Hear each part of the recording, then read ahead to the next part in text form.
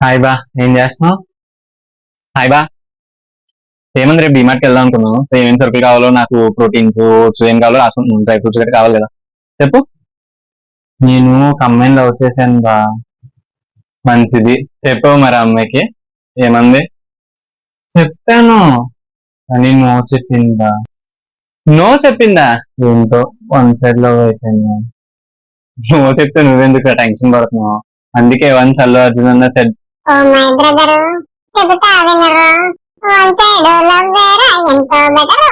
నా సలహాలు వింటే ఎవరు, ఇకపైన ఎవరు మజ్నులే ఎవరు. ఐ లవ్ యు అన్న పదం గమనించర బాయి.